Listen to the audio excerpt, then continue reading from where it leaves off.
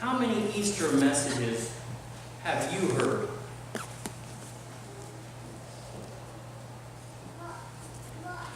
$50? $60? What can I say today that will break that 1 in 60 record? You're going to remember this one forever. Here we have a story, essentially the story of who? It's Jesus, but it's who's the center of this interaction with Jesus? Mary Magdalene, right? What's the message that we get and the application from those 18 verses?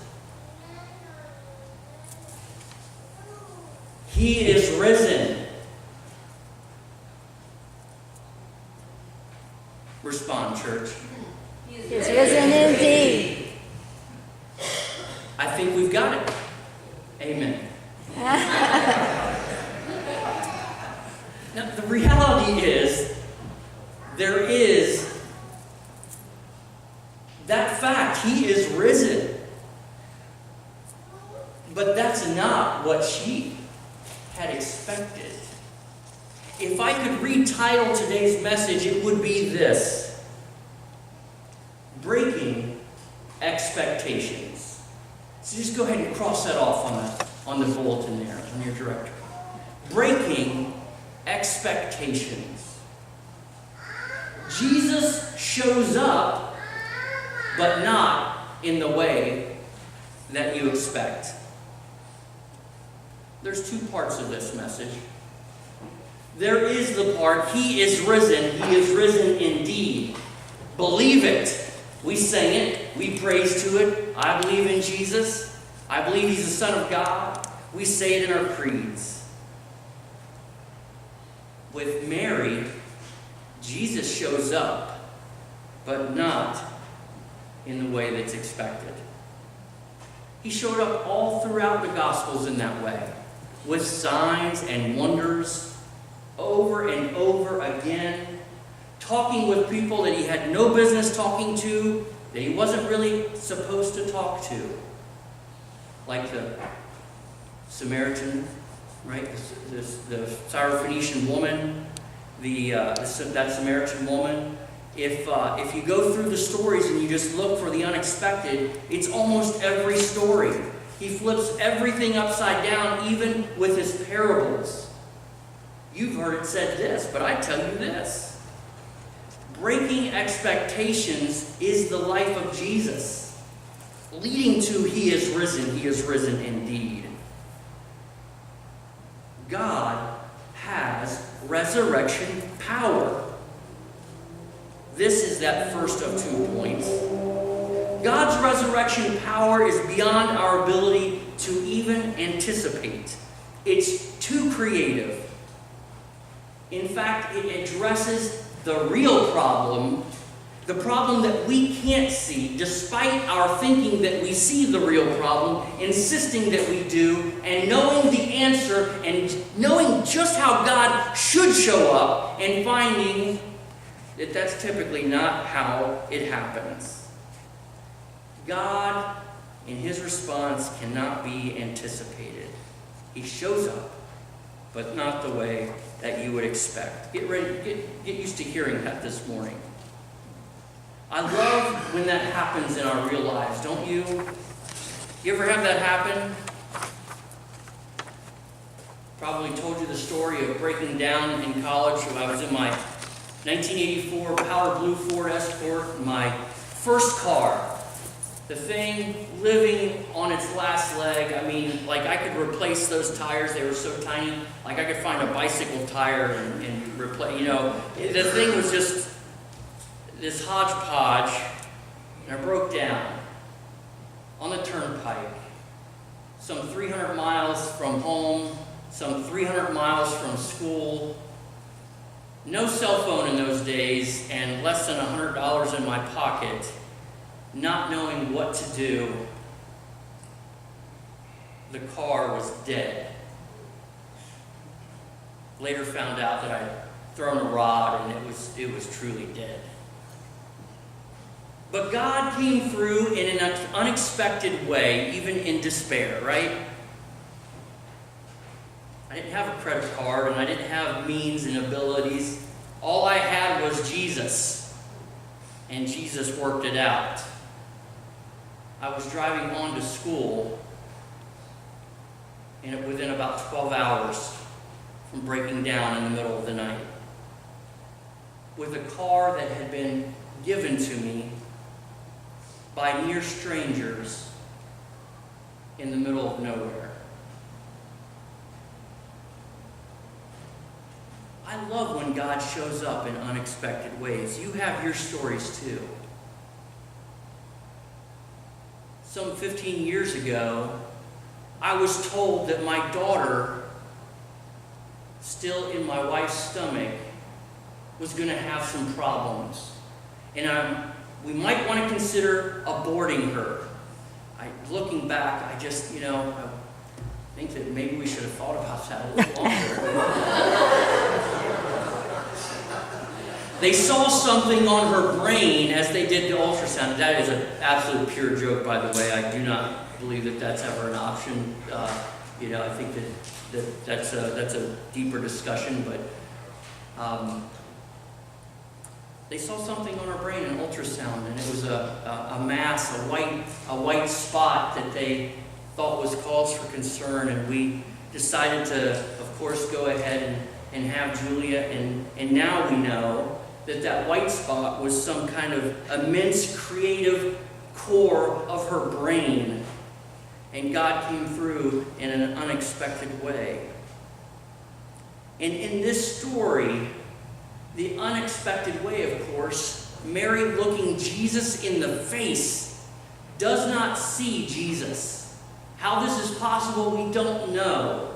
She's looking at Jesus, supposing him to be the gardener, it says. And what did Jesus do in order to get Mary's attention and to pull her out of that stuck spot where she could not believe? She couldn't even be open to the possibility that it was Jesus. It took Jesus doing what? Shouting her name. Mary! Mary. We know that the disciples experienced the resurrected Jesus and proclaimed his resurrection until their executions directly because of their proclamation. Now, I'm always amazed at this, how we can look back at history and still doubt the authenticity of Jesus' resurrection. I mean, yeah, absolutely, it breaks science. It breaks our brain. And yet, these people were willing to die because of what they claimed they had seen and experienced. Even under that threat, they were compelled because they saw it. They saw something that no one could expect. The point is that Mary and the disciples did not expect Jesus to be walking in resurrection. And you know what? Now that we know it's real, we want to walk in resurrection too. We want to take hold of the completion of God's promise here and now. What did Jesus tell Mary? Don't hold on to me. I've not yet ascended. And we too want to cling on to Jesus in the here and now. He is risen. Risen indeed. But here's the weird part of today's message. The part that might be just a little bit different for you. Yes, we celebrate today, and yet we take a turn.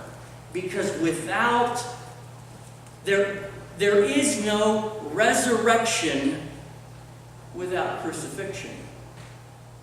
God's demonstration of resurrection power was absolutely dependent on his crucifixion power, if you will. And God has that crucifixion power too. Think for a moment about the difference in the expectation that Mary had versus our expectations here today. Mary went to the tomb knowing that Jesus was dead, expecting to find his body. And then when not finding his body, still expecting that he's dead somewhere else.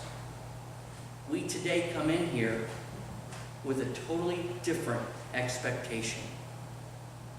And that's why I'm taking this turn away from simply, he is risen. Our expectation is different. We, of course, have the hindsight, 2020, or 2019, if you will. Now, even we have come to believe now that Jesus, I would say we're probably all in this boat, we believe that Jesus was raised from the dead. Again, even though it defies all science, that he did ascend to the Father, and yet we have not even seen him with our own eyes. Our creeds reflect it, we sing it, it's all around us, it's the foundation. Today, this thing that we celebrate, the foundation of all Christianity, all of us around the globe, on this principle. Because if Jesus doesn't have the power to be resurrected, it's all pointless. We cherish Jesus walking in resurrection and receive that gift of resurrection ourselves. We want to live in it and walk in it now and today, but this is the problem. We want Jesus to show up the way that we want him to show up, but he shows up not as we expect. Jesus doesn't only walk in resurrection, does he? Jesus had victory, though, even over death. But because of this, we can be duped by the thoughts that our lives should be so much easier now that I have seen and follow that resurrected Christ. We should not forget that just a few hours before this scenario with Mary and the disciples, Jesus showed up in a very unexpected way to them. He was on the cross, and it looked like everything was lost. He suffered and he died. How could he be the Messiah? That's not what you would have expected.